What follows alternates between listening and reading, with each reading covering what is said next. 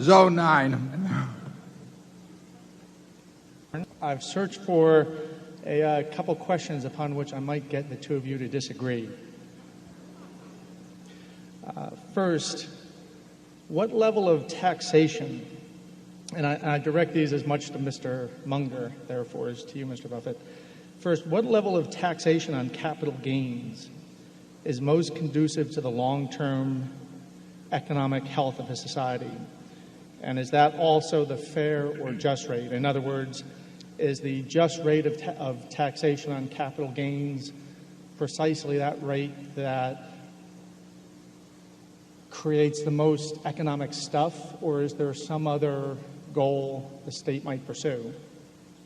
And as a not so subtly related question, I work in a New Hampshire factory that makes industrial torches. As CEO, I might add, Patrick. Say again?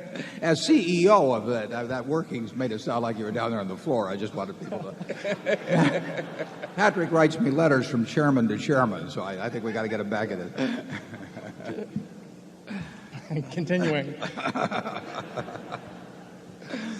Well, it's a small company. I do work as CEO, but it's not much of a hierarchy. We make torches used in heavy manufacturing, and the fortunes of our factory echo those of industrial America. Do you agree with the conventional wisdom that maintains that the age of classical industrial America has passed, and that America cannot be competitive in the long term, and that America cannot be competitive in the long term with low-wage capital gains? And then the second is on the future for industrial America. I have a sensational answer on the tip of my tongue, but I think I'll let Charlie go first. Well, refine it a bit. Well, I think there's an easy answer to your capital gain issue. And one is what makes an economy work best in some abstract mathematical sense. And the other is the consideration that you allude to, which gets into issues of fairness. And it's as Aristotle felt that systems worked better when they were generally perceived as fair. The civilization worked better if people saw the differences in rewards as having been fairly reasonably fair anyway. And I think that if you had a civilization where if you worked 90 hours a week driving a taxi cab with no money, no medical insurance and so forth, and somebody else does nothing but own Berkshire Hathaway shares and sit on the country club porch and peel off a few every year to pay the bills, that would be regarded as so unfair that even if it had some theoretical economic efficiency, it would be counterproductive for our particular civilization to have that kind of a tax code. So I'm all for having some taxation of capital gains. Once you reach that conclusion, you get into the question of what is the fair rate. I think the fair rate might well be a little lower than it is now, but not much lower. Sounds to me like he's a seller of Berkshire. Patrick is a former heavyweight boxer and just got his PhD fairly recently from Stanford with a 700-page dissertation, which has in it some commentary that actually bears on this. And I thank Patrick actually for introducing me to a kind of a system of mental construct to attack questions like this. Patrick gave me the example one time, and I think this may go back to John Rawls at Harvard, but he said, just imagine that you were going to be born 24 hours from now, and you had been granted this extraordinary power to determine the rules, the economic rules of the society that you were going to enter, and those rules were going to prevail for your lifetime and your children's lifetime and your grandchildren's lifetime.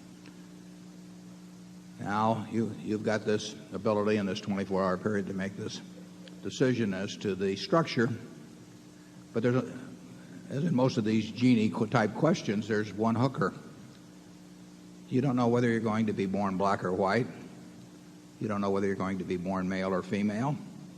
You don't know whether you're going to be born bright or retarded. You don't know whether you're going to be born infirm or able-bodied. You don't know whether you're going to be born in the United States or Afghanistan. In other words, you're going to participate in 24 hours in what I call the Ovarian Lottery. You know, it's the most important event in which you'll ever participate. You know, it's going to determine way more than what school you go to, how hard you participate.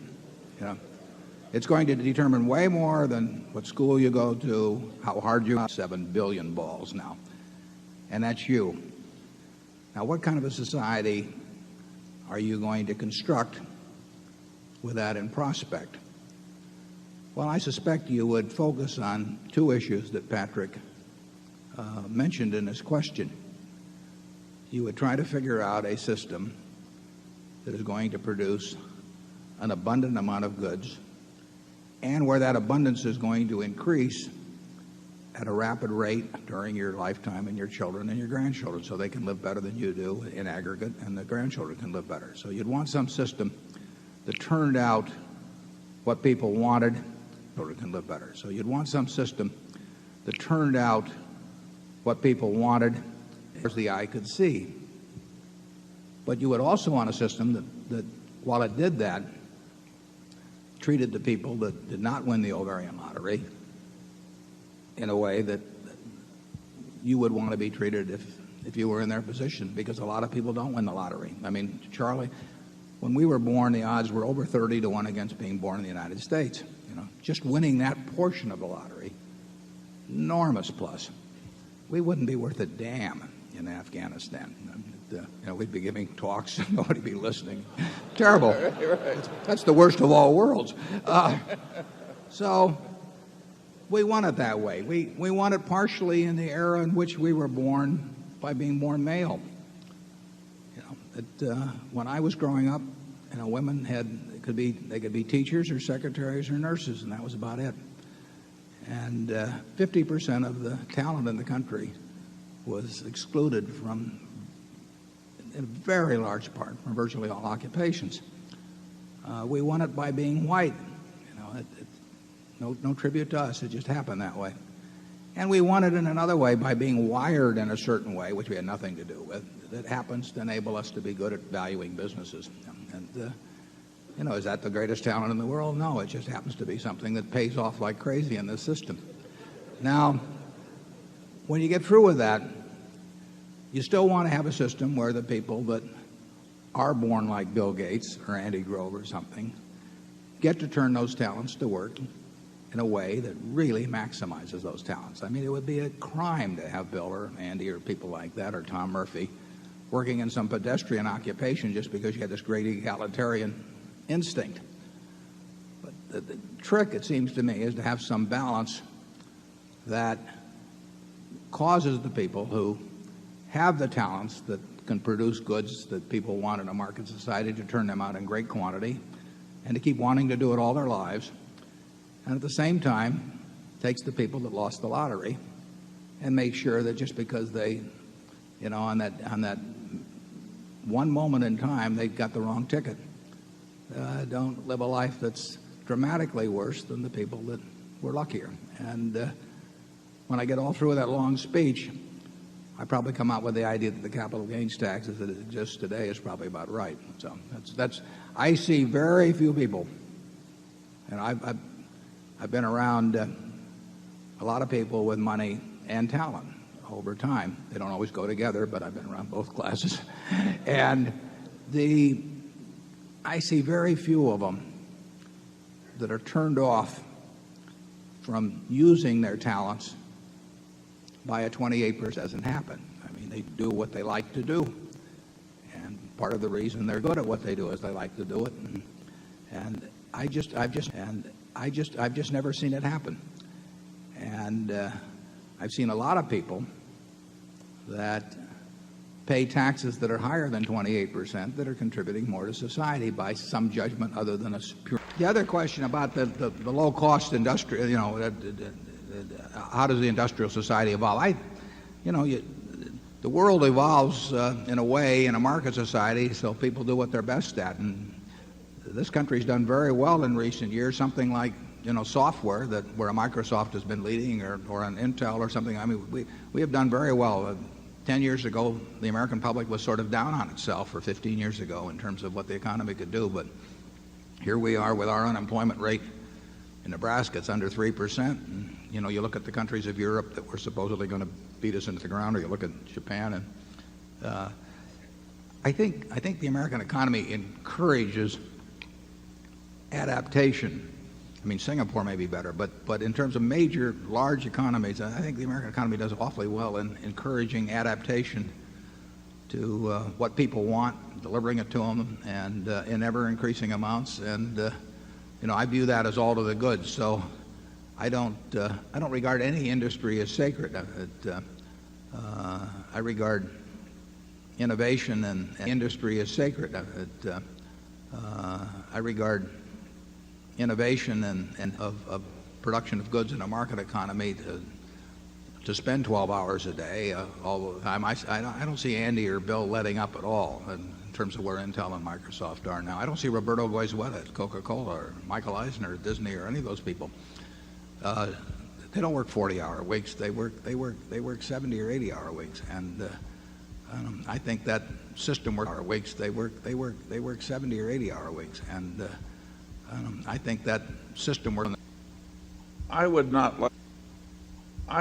like the conclusion that both fairness are properly to be considered in the tax laws to cause anyone here to believe that I have a great respect for Harvard University's philosopher John Rawls. He is perhaps the world's best-known living philosopher. And personally, I think he's had a pernicious influence on human thought. He doesn't know enough science. He doesn't know enough economics. He doesn't know enough about how systems work to be really good at figuring out what's fair in systems. And he studied too much philosophy and too little of everything else. So if anybody thinks we love John Rawls, well, you can count me out. Yeah.